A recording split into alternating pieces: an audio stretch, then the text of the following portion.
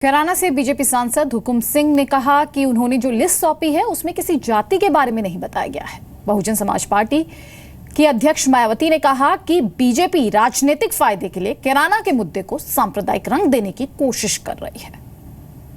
मेरी लिस्ट में किसी भी हिंदू मुस्लिम का जिक्र नहीं है, उसमें खाली नाम है। अब वो हिंदू मुस्लिम बनाने के लिए उसको हिंदू परिवार बता दिया आपने। परिवार हैं, उनके नाम हैं। अब वो बौद्ध हैं, सिख हैं, ईसाई हैं, कौन है, मुस्लिम में कौन है, मुझे पता नहीं है। क्योंकि उन नामों को लेकर के एक सिचुएशन को बदलने का प्रयास चल रहा है कि इसको हम कैसे सांप्रदायिक बनाएं।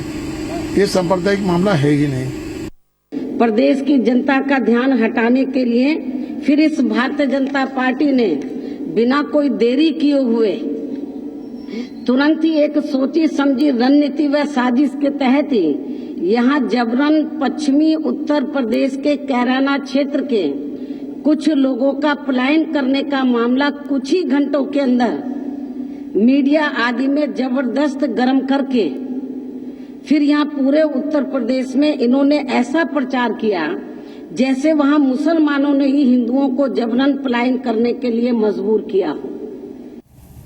सीधे कैराना आपको लेकर चलते हैं। जी मीडिया संवाददाता पवन नारा हमारे साथ है। पवन, एक लिस्ट पहले जारी की गई थी हुकुम सिंह द्वारा, जो कि एमपी है, वहां से एक और लिस्ट जारी की गई है। एक तो नई लिस्ट को लेकर क्या डिटेल्स है, कितने विस्थापित परिवारों की वो बात कर रहे हैं? मैं आपको बता दूं कि पहले कैराना से एक लिस्ट जारी हुई थी जिस पर पूरा राजनीतिक घमासान मचा है। वहीं अब एक कांधला गांव की लिस्ट जारी की गई है। इसमें कुल 63 परिवारों का जिक्र है। आपको बता दें कि पहली लिस्ट में कहा गया था कि उन लोगों के नाम शामिल किए गए हैं जो रोजगार की तलाश में बाहर निकले हैं, लेकिन अब की बार जो लिस्ट दी गई है सांसद की तरफ से, उसमें स्पष्ट कहा गया है कि आखिर उनका व्यवसाय क्या है। वो किसी एक निजी पेय पदार्थ की एजेंसी चलाते थे, जनरल स्टोर चलाते थे, फोटोग्राफर थे, बर्फ के व्यापारी थे, सोने के व्यापारी थे। यानी अब की बार ये स्पष्ट करने की कोशिश की गई है कि जिन पलायन का जिक्र इस लिस्ट में किया जा रहा है ये वो लोग नहीं हैं जो रोजगार के अवसर में यहाँ से गए हैं। और बीजेपी का स्पष्ट कहना है कि ये सिर्फ ये एक या दो लिस्ट नहीं, जहाँ जहाँ से शिकायत आती रहेंगी वो लिस्ट जारी करते रहेंगे।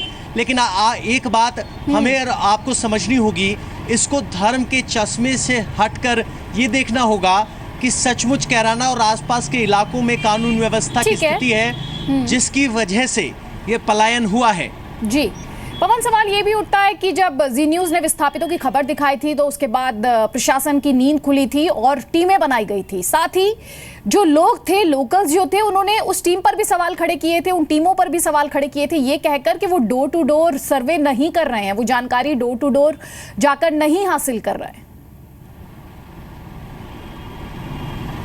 जी, सांसद का आरोप तो यहाँ तक है कि जो डोर टू डोर कहने को जो है, क्योंकि लॉ एंड ऑर्डर पर सवाल उठाए गए हैं, क्योंकि स्थानीय प्रशासन पर सवाल है और उन्हीं को जांच का जिम्मा दिया गया है, तो यही वजह है कि अब उसे झुठलाने की कोशिश की जा रही है।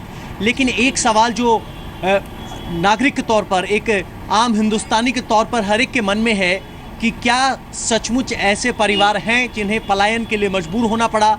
और उसकी हकीकत ये है कि हाँ, इस इलाके में बहुत से ऐसे परिवार हैं जो दबंगों से डरकर, अपराधियों से डरकर यहाँ से निकले हैं, पलायन हुआ है।